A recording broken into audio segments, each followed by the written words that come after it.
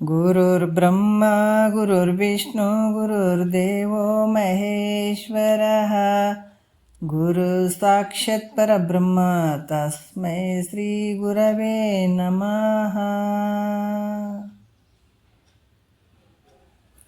ಶ್ರೀ ಜಗದ್ಗುರು ಸಿದ್ಧಾರೂಢರ ಪಾದಕಮಲಗಳಿಗೂ, ಶ್ರೋತ್ರಿಯ ಬ್ರಹ್ಮನಿಷ್ಠ ಸದ್ಗುರು ಬಸವಾನಂದರ ಪಾದಕಮಲಗಳಿಗೂ, ಅವರ ಪ್ರತಿರೂಪದಂಥ ನಿಜಗುಣಪ್ಪನವರ ಪಾದಕಮಲಗಳಿಗೂ ನನ್ನ ದೀರ್ಘದಂಡ ಪ್ರಣಾಮಗಳನ್ನು ಸಲ್ಲಿಸುತ್ತಾ, ಎಲ್ಲ ಮಹಾತ್ಮರ ಪಾದಕಮಲಗಳಿಗೂ ನನ್ನ ದೀರ್ಘದಂಡ ಪ್ರಣಾಮಗಳನ್ನು ಸಲ್ಲಿಸುತ್ತಾ, ಮನದಲ್ಲಿ ಸ್ಮರಿಸಿಕೊಳ್ಳುತ್ತಾ, ತಮ್ಮೆಲ್ಲರಿಗೂ ವಂದಿಸುತ್ತಾ, ಇವತ್ತಿನ ಪರಮಾನುಭವದ 6ನೆಯ ಸಂಧಿ ಒಳಗೆ ಇವತ್ತಿನ ಆಧಾರದ ಸೂತ್ರ 15ನೆಯ ಸೂತ್ರವನ್ನು ನಾವು ಹೇಳಬೇಕಾಗ್ತದೆ. ಹಿಂದಿನ ವಿಚಾರದಲ್ಲಿ ಕೂಡ ಭಾಳಷ್ಟು ಅದ್ಭುತವಾಗಿ ಹೇಳಿದ್ದಾರೆ. ಯಾಕಂದ್ರೆ 14ನೇದ್ದು ಸ್ವಲ್ಪ ನೋಡೋಣ. ಆಗಿದೆ. ಇವಾಗ ನಾವು 15ನೆಯ ಸೂತ್ರವನ್ನು ಇಟ್ಕೊಂಡು, ಯಾಕಂದ್ರೆ ಆತ ಜಡದೇಹಾದಿಗಳಿಗೆ ತಾನು ಪೆರೆತೆಂದು ಕಂಡನು ತೊಡರದ ಅವಿದ್ಯೆ ಮುನ್ನಿನ ಹೋಲು ಬಿಡುಗಡೆಯಾದ ಅಹಿ ಚರ್ಮದಂತೆಂದು ಮೆಲ್ಲಡಿ ಎಳೆ ತಿಳಿ ತತ್ವ ಹೂದಿದು ಅಂತ ಹೇಳಿದರು. ಯಾಕಂದ್ರೆ ಆತ ಯಾವ ರೀತಿ ಬಿಟ್ಟಂಥ ಹಾವಿನ ಪರೆಯ ಯಾವ ರೀತಿ ಹಾವು ತನ್ನ ಪರೆಯನ್ನು ಬಿಟ್ಟಿರ್ತದೆ, ಆ ಪರೆ ಮತ್ತೆ ತಿರ್ಗಿ ಹಾವಿಗೆ ಸೇರ್ಕೊತದೇನಂದರೆ ಸೇರ್ಕೊಳಂಗಿಲ್ಲ. ಹಾಗಾಗಿ ಜ್ಞಾನಿ ಈ ಪಂಚಕೋಶಗಳಿಗೆ ಸಾಕ್ಷಿಯಾಗಿರುವಂಥವನದನ, ಪ್ರತ್ಯೇಕಾತ್ಮನೇ ನಾನಂಥ ಅಪರೋಕ್ಷ ಜ್ಞಾನ ಉಳ್ಳಂಥವನದನ. ಈ ರೀತಿಯಾಗಿ ಆತನಲ್ಲಿ ಅವಿದ್ಯೆ ಯಾವತ್ತು ಮತ್ತೆ ಅದು ಆವರಣ ಮಾಡಂಗಿಲ್ಲ ಅನ್ನುವಂಥ ವಿಚಾರಗಳನ್ನು ಕೂಡ ಅವರು ಹೇಳಿದರು. ಆಮೇಲೆ ಇನ್ನೊಂದು ಆತ ಜನನಾಂತರಗಳನ್ನು ಹೊಂದೋಂಗಿಲ್ಲ. ಯಾರು ಮುಕ್ತನಾದಂಥ ಜ್ಞಾನಿ ಏನಂದ್ರೆ ಮತ್ತೆ ಆತ ತಿರುಗ ಜನನ ಮರಣಕ್ಕೆ ಗುರಿ ಆಗ್ತಾನೇನಂದ್ರೆ ಆತ ಆಗಂಗಿಲ್ಲ ಅಂತ ಹಿಂದಿನ ವಿಷಯಗಳಲ್ಲಿ ಹೇಳಿದ್ರು ಅವರು. ಈ ಸೂತ್ರದಲ್ಲಿ ಏನು ಹೇಳ್ತಾರೆ, 15ನೇ ಸೂತ್ರದಲ್ಲಿ ಭಾಳ ವಿಶೇಷವಾಗಿ ಹೇಳ್ತಾರೆ, ಒಬ್ಬ ಮುಮುಕ್ಷು, ಅಭ್ಯಾಸಿ, ಅನುಭವಿ ಇವರು ದೇಹ ತ್ಯಾಗ ಮಾಡುವಂಥ ಸಂದರ್ಭದಲ್ಲಿ ಇವರು ಹೆಂಗಿರಬೇಕು, ಭಾಳಷ್ಟು ವಿಚಾರಗಳು ನೋಡ್ರಿ. ಅದಕ್ಕೆ ಹೇಳ್ತಾರೆ, ಗುರುವಾಕ್ಯ ಅನ್ನುವಂಥದ್ದು ಒಂದು ಈ ರೋಗ ಗೊತ್ತಿದ್ದವರಿಗೆ, ಈ ರೋಗ ಐತಪ್ಪ ಅಂತ ಗೊತ್ತಿದ್ದವರಿಗೆ ಡಾಕ್ಟ್ರ್ ಗುಳಿಗೆ ಕೊಟ್ಟನಂದ್ರೆ ಭಾಳ ಸೀರಿಯಸ್ಸಾಗಿ ತೊಗೊಳತ್ತಾನಂತ. ಯಾಕಂದ್ರೆ ರೋಗದ ಗೊತ್ತಾಗಿ ಈಗೀತ ಗೊತ್ತಾಗ್ಯದ, ಗುರುಗಳ ಹತ್ರ ಕುಂತು ಕೇಳಕತ್ತೇನ, ಆಯುಷ್ಯ ಕಡಿಮೆ ಆಗ್ಯದ, ಇನ್ನು ಕೇಳೋಕ್ಕೆ ಸಮಯ ಇಲ್ಲ ಮುಂದೆ, ಆಯಿತಾ. ಈಗ ಮುಮುಕ್ಷು ಅದಾನ, ಕೇಳ್ತಾ ಇದ್ದಾನ, ಮುಮುಕ್ಷು, ಅಭ್ಯಾಸಿ, ಅನುಭವಿ. ಈ ಮೂವರು ದೇಹ ತ್ಯಾಗವನ್ನು ಮಾಡಬೇಕಾದಾಗ ಅವ್ರಿಗೆ ವಿಧಿಗಳು ಅದಾವ ಅಂತ ಹೇಳಿದ್ದಾರೆ, ಹಿಂದೂ ಕೂಡ ಹೇಳಿದ್ದಾರೆ ಅವರು. ಅದರ ಆರೂಢನಿಗೆ ಯಾವ ವಿಧಿಗಳು ಮತ್ತು ಏನೂ ಇಲ್ಲ ಅಂತ ಹೇಳಿದರು. ಅದಕ್ಕೆ ಇವರಿಗೆ ಅಭ್ಯಾಸಿ ಮಾಡುವಂಥವನಿಗೆ, ಮುಮುಕ್ಷಿಗೆ, ಅಭ್ಯಾಸಿಗೆ ಮತ್ತು ಅನುಭವಿಗೆ ಈ ಮೂವರು ದೇಹ ತ್ಯಾಗವನ್ನು ಮಾಡುವಂಥ ಸಂದರ್ಭದಲ್ಲಿ ವಿಧಿ ಅದಾವ ಅಂತ ಹೇಳ್ತಾರೆ ಅವರು. ಕೆಲವೊಂದು ವಿಧಿಗಳು ಅದಾವ ಅವರಿಗೆ. ಅದಕ್ಕೆ ಈ 15ನೇ ಸೂತ್ರದಲ್ಲಿ ಹೇಳ್ತಾರೆ, ತನು ವಿಯೋಗದೋಳೇನ ನೆನೆವನು ಅಂತಹನಾಗಿ ತನಗಲ್ಲಿ ನಿಜದೆಚ್ಚರಿರಬೇಕು ಅಂತ ಹೇಳ್ತಾರೆ. ತನು ವಿಯೋಗದೋಳು, ಅದಕ್ಕೆ ಮಹಾತ್ಮರು ಹೇಳ್ತಾರೆ, ಆಯುಷ್ಯ ಇರುವ ಮಟ್ಟ ನಿಮಗೆ ಸಮಯ ಅದ ಅಂತ ಹೇಳ್ತಾರೆ. ಯಾಕಂದ್ರೆ ಒಂದು ಕಂಪ್ಲೀಟ್ ಮಾಡ್ಕೋಬೇಕಾಗಿತ್ತು ಅಂತಂದ್ರೆ ಕೆಲವು ಸಲ ನಮಗೆ ಟೈಮ್ ಬೇಕಾಗ್ತದಲ್ಲ. ಹಾಗಾಗಿ ನಿನಗೆ ಬೇಗ ಆ ಒಂದು ವಿವೇಕ ಜಾಗರಾಗಿ ಇಲ್ಲ ತಿಳ್ಕೊಳ್ಬೇಕು ಅನ್ನುವಂಥ ಸಂದರ್ಭ ನಿನಗೆ ಆ ಮನಸ್ಥಿತಿ ಬಂದಾಗ ತಕ್ಷಣದಲ್ಲೇ ಅದನ್ನು ನೀನು ತಿಳ್ಕೊಳ್ಳೋಕೆ ಪ್ರಯತ್ನ ಮಾಡಂತ ಹೇಳ್ತಾರೆ. ಯಾಕಂದ್ರೆ ಮತ್ತೆ ದಿವಸಗಳು ನಿನಗೆ ಆಯುಷ್ಯ ಹೋದಂಗೆ ದಿವಸಗಳು ಉಳಿಯೋಂಗಿಲ್ಲ. ಮತ್ತು ಒಂದು ವೇಳೆ ಇಲ್ಲ ಆಯುಷ್ಯ ಮುಗಿದದ, ಇನ್ನು ನಾನು ಕೇಳ್ತಾ ಇದ್ದೀನಿ ಅಂಥ ಸಂದರ್ಭದಲ್ಲಿ ನಾನು ದೇಹ ತ್ಯಾಗ ಮಾಡುವಂಥ ಸಂದರ್ಭ ಬಂತು ಅಂತಂದಾಗ ಅದಕ್ಕೆ ತನು ವಿಯೋಗದಳು ಅಂದ್ರೆ ಶರೀರವನ್ನು ಬಿಡುವ ಕಾಲಕ್ಕೆ ಹೆಂಗಿರ್ಬೇಕು, ಎಷ್ಟು ಗೊಂದಲಗಳು ಇರ್ತಾವಲ್ಲ. ಅದಕ್ಕೆ ನಿಜಗೊಂಡ್ರ ಶಾಸ್ತ್ರ ಕ್ರಮಶಾಸ್ತ್ರ ರೀ. ಇವರಿಗೆಲ್ಲ ಕೆಲವು ವಿಧಿಗಳು ನಿಯಮಗಳು ಅದಾವೆ ನೋಡಿ. ಯಾರಿಗೆ? ಮುಮುಕ್ಷಿಗೆ ಮತ್ತು ಇಲ್ಲಿ ಅಭ್ಯಾಸಿಗೆ, ಅನುಭವಿಗೆ.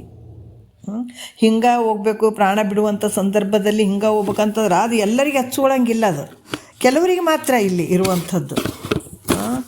ಈಗ ಆರುಢನಿಗೆ ಭಾಳಷ್ಟು ದೊಡ್ಡ ಜ್ಞಾನಿಗಳು ಇರ್ತಾರೆ, ಆರುಢನ ಸ್ಥಿತಿಯಲ್ಲಿ ಇರ್ತಾರೆ, ಅಂಥವ್ರಿಗೆ ಹಿಂಗೆ ಇವ್ರಿಗೆ ವಿಧಿ ವಿಧಿಗಳು ಇರ್ತಾವೆ, ಹಿಂಗೆ ಹೋಗ್ಬೇಕಾಗಿತ್ತು, ದೇಹ ತ್ಯಾಗ ಮಾಡುವಂಥ ಸಂದರ್ಭದಲ್ಲಿ ಇಂಥ ಒಂದು ಕ್ಷೇತ್ರದಲ್ಲೇ ಹೋಗ್ಬೇಕಾಗಿತ್ತು, ಇಂಥ ಮನೆಯಲ್ಲೇ ಹೋಗ್ಬೇಕಾಗಿತ್ತು, ಹಂಗೆ ಅವ್ರಿಗೆ ಯಾವುದು ವಿಧಿಗಳಿಲ್ಲ.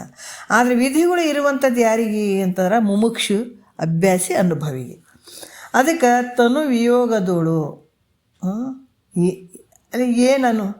ಏನು ನೆನೆಯವನು ನೋಡ್ರಿ, ತನು ವಿಯೋಗದೋಳು ಏನು ನೆನೆಯವನು ಅಂತಹನಾಗಿ ತನಗೆ ಅಲ್ಲಿ ನಿಜದೆಚ್ಚರಿರಬೇಕು ಅಂತ ಹೇಳ್ತಾರೆ. ಅಂದ್ರೆ ಮರಣಕಾಲದಲ್ಲಿ ಮುಮುಕ್ಷು ಮೊದಲಾದವರು ಏನನ್ನು ಸ್ಮರಿಸಿ, ಮುಮುಕ್ಷು ಅಂತ ಹೇಳ್ಯಾರ. ಇನ್ನು ಆತ ದಾರಿ ನಡೀತಾ ಇದ್ದಾನ, ಇನ್ನು ಆ ಒಂದು ಸ್ವರೂಪದ ಜ್ಞಾನ ದೃಢ ಆಗಿಲ್ಲ, ಕೇಳ್ತಾ ಇದ್ದಾನೆ. ಮುಮುಕ್ಷ ಅಂದರೆ ಅಪೇಕ್ಷೆ ಇಟ್ಟುಕೊಂಡು ನಾನು ಈ ಜನನ ಮರಣದಿಂದ ಬಿಡುಗಡೆ ಆಗಬೇಕು ಅನ್ನುವಂಥ ಭಾವದಲ್ಲಿ ಸದ್ಗುರುವಿನ ಹತ್ರ ಕುಂತು ಕೇಳಕತ್ತಾನೆ. ಆವಾಗ ಆತನ ದೇಹ ತ್ಯಾಗ ಮಾಡುವಂಥ ಸಂದರ್ಭ ಬಂದ್ರೆ ಆತ ಅಲ್ಲಿ ಆ ದೇಹವನ್ನು ಬಿಡುವಂಥ ಸಂದರ್ಭದಲ್ಲಿ ಏನನ್ನು ಸ್ಮರಣೆ ಮಾಡ್ತಾನ ಅದೇ ರೀತಿಯಾಗಿ ಹುಟ್ಟುವಂಥದ್ದು ಯಾರು ಮುಮುಕ್ಷು. ಅದಕ್ಕೆ ಜಡಭರತನ ಒಂದು ದೃಷ್ಟಾಂತ ಹೇಳ್ತಾರೆ. ಎಲ್ಲವನ್ನ ತ್ಯಾಗ ಮಾಡಿರ್ತಾನೆ, ಮನೆಯನ್ನು ಬಿಟ್ಟಿರ್ತಾನೆ, ಹೆಂಡತಿ ಮಕ್ಕಳನ್ನ. ಯಾಕಂದ್ರೆ ಅದು ಬಿಟ್ಟು ಒಂದು ತಪಸ್ಸು ಮಾಡೋಣ ಅಂತ ಹೇಳ್ಬಿಟ್ಟು ಕಾಡಿಗೆಲ್ಲ ಹೋಗಿ ಅಲ್ಲಿ ಒಂದು ಸಣ್ಣ ಆಶ್ರಮ ಮಾಡಿಕೊಂಡು ಆತ ಇರ್ತಾನೆ ಜಡಭರತ. ಅಲ್ಲಿ ಇದ್ದಾಗ ಒಂದು ಚಿಗುರೆ ಅನ್ನುವಂಥದ್ದು ಬಂದು ಅದು ನೀರು ಒಂದು ಹಳ್ಳದ ಥರ ಇರ್ತದೆ, ಅದು ಭಾಳ ಗರ್ಭಿಣಿ ಇರ್ತದೆ. ಅದನ್ನು ದಾಟಬೇಕಾದಾಗ ಅದು ಬಿದ್ದು ಅಲ್ಲೇ ಸತ್ತೋಗ್ಬಿಡ್ತದೆ. ಅದು ಸಣ್ಣ ಒಂದು ಪಾಪು ಜನಿಸ್ತದೆ, ಅದು ಚಿಗುರಿ ಮರಿ. ಅದನ್ನು ಆತ ಅಯ್ಯೋ ಪಾಪಲ್ಲ ಅಂತ ಹೇಳ್ಬಿಟ್ಟು ಅದನ್ನು ತೊಗೊಂಡು ಸಾಕ್ತಾನೆ ನೋಡ್ರಿ. ಇದು ಗೊತ್ತಿರ್ತದೆ ನಿಮಗೆಲ್ಲರಿಗೆ. ಅದನ್ನು ಚೆನ್ನಾಗಿ ಅದಕ್ಕೆ ದಿನ ತಿನ್ನಿಸೋದು ಉಣಿಸೋದು ಭಾಳಷ್ಟು ಅದ್ರ ಒಡನಾಟ ಜಾಸ್ತಿ ಆಗಿಬಿಡ್ತದೆ ಅದಕ್ಕೆ. ಆದರೂ ಕೂಡ ಅದನ್ನು ಪ್ರತಿಯೊಂದು ಅದರಲ್ಲಿ ಅದ್ರ ಬಗ್ಗೆ ಭಾಳಷ್ಟು ಒಂದು ಒಲಮೆ ತೋರಿಸ್ತಿರ್ತಾನೆ ನೋಡ್ರಿ. ಅಷ್ಟೊಂದು ಬಿಟ್ಟು ಬಂದಾನ ಎಲ್ಲ ಸಂಸಾರ, ಹೆಂಡ್ತಿ, ಮಕ್ಕಳು, ಮನೆ ಎಲ್ಲ ತಂದು ಏನಿದೆ ಅದು ಹಿಂದಲ್ದೆಲ್ಲ ಬಿಟ್ಟು ಬಂದು ಆತ ಈ ಒಂದು ಕಾಡಿನಲ್ಲೇ ತಪಸ್ಸು ಮಾಡಿ ಇದು ಮುಕ್ತನಾಗಬೇಕು ಅನ್ನುವಂಥ ಭಾವದಲ್ಲಿ ಇದನ್ನು ಸಾಧನೆ ಮಾಡೋಕ್ಕಂತ ಬಂದಂಥ ವ್ಯಕ್ತಿ. ಅಂಥದ್ದಿಗೆ ಈ ಚಿಗುರೆ ಮರಿ ಸಿಕ್ಕಿತು, ಅದನ್ನು ಬೆಳೆಸೋದು, ತಿನ್ನಿಸೋದು, ಮಾಡೋದು ಎಲ್ಲ ಮಾಡ್ದ. ಕೊನೆಗೆ ತನ್ನ ದೇಹ ತ್ಯಾಗ ಮಾಡುವಂಥ ಸಂದರ್ಭದಲ್ಲಿ ನೋಡ್ರಿ, ಅದು ಚಿಗುರೆ ಅಲ್ಲಿ ಮುಂದೆ ಕಟ್ಟಿದ್ವು, ಅಲ್ಲಿ ಇಲ್ಲಿ ನಿಂತಿತ್ತದು. ಹಿಂಗೆ ನೋಡ್ತಾ ಶರೀರ ಬಿಡುವಂಥ ಸಂದರ್ಭದಲ್ಲಿ ಪಟ್ನ ಚಿಗುರೆ ಕಡೆ ಹೋಗ್ಬಿಡ್ತು ಮನಸ್ಸು. ನೋಡ್ದ, ಅಯ್ಯೋ ನಾವು ಹೋದ್ಮೇಲೆ ಇದಕ್ಕೆ ಯಾರು ಊಟ ಹಾಕ್ತಾರೆ, ಯಾರು ತಿನ್ನಿಸ್ತಾರೆ ಇದಕ್ಕೆ ಅನ್ನುವಂಥ ಭಾವ ಬಂದುಬಿಡ್ತು. ಕೊನೆಗೆ ಅದೇ ಸಂದರ್ಭ ಆ ಭಾವ ಬಂತು, ಶರೀರ ತ್ಯಾಗವನ್ನು ಮಾಡ್ದ, ಕೊನೆಗೆ ಚಿಗುರೆಯಾಗಿ ಹುಟ್ಟಿದ್ನು ಅಂತ ಹೇಳ್ತಾರೆ. ಈ ರೀತಿ ಅದಕ್ಕೆ ಅದೇ ಜನ್ಮವನ್ನು ಹೊಂದುವಂಥದ್ದು, ಚಿಗುರೆ ಜನ್ಮವನ್ನು ಹೊಂದಿ ಮತ್ತು ಆತ ಒಂದೆರಡು ಜನ್ಮವನ್ನು ಒಂದು ತಿರ್ಗ ಮತ್ತು ಆ ಮನುಷ್ಯನ ಜನ್ಮ ಹೊಂದಿ ಆತ ಮುಕ್ತನಾದಂಥ ಕೆಲವು ವಿಚಾರಗಳು ಬರ್ತಾವೆ. ಅದಕ್ಕೆ ಈ ರೀತಿ ಅದೇ ಜನ್ಮವನ್ನು ಹೊಂದುವರು. ಅದರಿಂದ ದೇಹವನ್ನು ಬಿಡುವಂಥ ಸಂದರ್ಭದಲ್ಲಿ ಹೇಳ್ತಾರೆ, ಭಾಳಷ್ಟು ಕಡೆ ಹೇಳ್ತೀವಿ. ಯಾಕಂದರೆ ಶರೀರ ಬಿಡುವಂಥ ಸಂದರ್ಭದಲ್ಲಿ ಕೆಲವೊಂದು ಯಾರು ಇನ್ನೂ ಪ್ರಯತ್ನದಾಗ ಇರ್ತಾರಲ್ಲ, ಮುಕ್ತಿಯನ್ನು ಪಡ್ಕೊಳ್ಬೇಕನ್ನುವಂಥ ಪ್ರಯತ್ನ ಇದ್ದಂಥವ್ರು ಶರೀರ ಬಿಡುವಂಥ ಸಂದರ್ಭದಲ್ಲಿ ಶಿವ ಅಂತ ನುಡೀರಿ, ಹಂಗೆ ಅಳೋದು ಮಾಡಬೇಡ್ರಿ ಅಂತ ಹೇಳ್ತಾರೆ ನೋಡ್ರಿ ಕೆಲವರೆಲ್ಲ. ಅದು ಮಾತಾಡಬೇಡ್ರಿ ಅಲ್ಲಿ ಶಿವ ಅನ್ನೋದು. ಯಾಕಂದರೆ ಶರೀರ ಬಿಡುವಂಥ ಸಂದರ್ಭದಲ್ಲಿ ಆ ಭಾವ ಹೆಂಗಿರ್ತದೆ ಆ ರೀತಿಯಾಗಿ ಹುಟ್ಟುವಂಥದ್ದು ಇರ್ತದೆ. ಅದರಿಂದ ದೇಹವನ್ನು ಬಿಡುವ ಕಾಲಕ್ಕೆ ಸ್ವರೂಪದ ಎಚ್ಚರು ಅಂದ್ರೆ, ಒಂದು ವೇಳೆ ಈಗ ಬ್ರಹ್ಮಸತ್ಯ ಜಗನ್ಮಿತ್ಯ ಅಂತ ಸದ್ಗುರು ಹೇಳ್ಯಾರ, ನಾ ಅರಿವಿನ ಸ್ವರೂಪ ಅದೀನಿ ಅನ್ನುವಂಥ ಒಂದು ಸ್ವರೂಪದ ಎಚ್ಚರಿಕೆ ಅಲ್ಲಿ ಇಟ್ಕೊಳ್ಬೇಕು. ಈಗ ಕೇಳುವಂಥ ನಾವು ಭಾಳಷ್ಟು ಕೇಳಿರ್ತೀವಿ, ಮುಮುಕ್ಷುಗಳಾಗಿರ್ಬೋದು, ಅಭ್ಯಾಸಿ, ಅನುಭವಿ. ಅಂಥ ಸಂದರ್ಭದಲ್ಲಿ ಹೋಗುವಂಥ ಸಂದರ್ಭದಲ್ಲಿ ಯಾವ ಕಡೆನೂ ಮನಸ್ಸು ಹೋಗದೇನೆ ಗುರು ಹೇಳಿದಂಥ ವಾಕ್ಯವನ್ನು ಅದೇ ಒಂದು ಸ್ವರೂಪದ ಸ್ಥಿತಿಯಲ್ಲಿ ಇರುವಂಥದ್ದು, ಎಚ್ಚರ ಇರುವಂಥದ್ದು. ಆ ಸ್ಮೃತಿಯು ಅವಶ್ಯವಾಗಿ ಇರಬೇಕಾಗ್ತದೆ ಶರೀರ ಹೋಗುವಂಥ ಸಂದರ್ಭದಲ್ಲಿ. ನಾ ಇದು ಒಂದು ಮಾತು ಹೇಳ್ತೀನಿ, ಭಾಳಷ್ಟು ನನಗಿದು ನೆನಪರ್ತ, ನಾ ಕಣ್ಣಾರೆ ನೋಡಿದ್ದೀನಿ. ನಮ್ಮಮ್ಮನ ತಮ್ಮ ಈ ನಿಜ ಇವೆಲ್ಲ ನಾವು ನೋಡಿದ್ದಕ್ಕಾಗಿ ನಮಗೆ ಇಷ್ಟು ಆಸಕ್ತಿ ಬರ್ತದೇನೋ ಅನ್ನಿಸ್ತದೆ ನನಗೂ ಕೂಡ. ಅವರು ಇದೇ ಭಾವದಲ್ಲಿ ಇದ್ದರು. ಶರೀರ ಹೋಗುವಂಥ ಸಂದರ್ಭದಲ್ಲಿ ಇನ್ನು ನಮಗೆ ಅಷ್ಟು ಗೊತ್ತಾಗ್ತಿರ್ಲಿಲ್ಲ, ಸ್ವಲ್ಪ ತಿಳಿತಿತ್ತು, ನಮಗೆಲ್ಲ ತಿಳಿತಿತ್ತು, ನನಗೆ ಗೊತ್ತಾಗ್ತಿತ್ತು. ಅಂಥ ಸಂದರ್ಭದಲ್ಲಿ ಅವರಿಗೆ ಹುಷಾರಿರ್ಲಾರ್ದಂಗೆ ಆಗಿತ್ತು. ಬಟ್ ಅವ್ರು ಏನು ಮಾಡಿದರು ಅಂತಂದರೆ, ಊಟ ಒಂದೊಂದು ತುತ್ತು ಕಡಿಮೆ ಮಾಡಿದರು. ನಮ್ಮ ಅಮ್ಮಗೆ ಹೇಳಿದರು, ಅವರು ಏನು ಹೇಳಿದರು, ನನಗಂತೂ ಹುಷಾರಿಲ್ಲಕ್ಕ, 8 ದಿವಸದೊಳಗಡೆ ನಾನು ಟೈಮ್ ಹೇಳ್ತೀನಿ, ಹೆಚ್ಚು ಕಮ್ಮಿ ಆಗಬಹುದು, ಬಟ್ 3 ದಿವಸ 3 ದಿವಸದಾಗ ನಂದು ದೇಹ ತ್ಯಾಗ ಆಗ್ತದಂತಲೇ ಹೇಳಿದ್ರು ಅವರು. ಹೇಳಿದೆ, ಅಂಥ ಮಾತು ಯಾಕೆ ಆಡ್ತೀಯ? ಯಾಕಂದ್ರೆ ನಮ್ಮ ಅಮ್ಮಗೆ ಅಷ್ಟು ಗೊತ್ತಾಗ್ತಿರ್ಲಿಲ್ಲಲ್ಲ.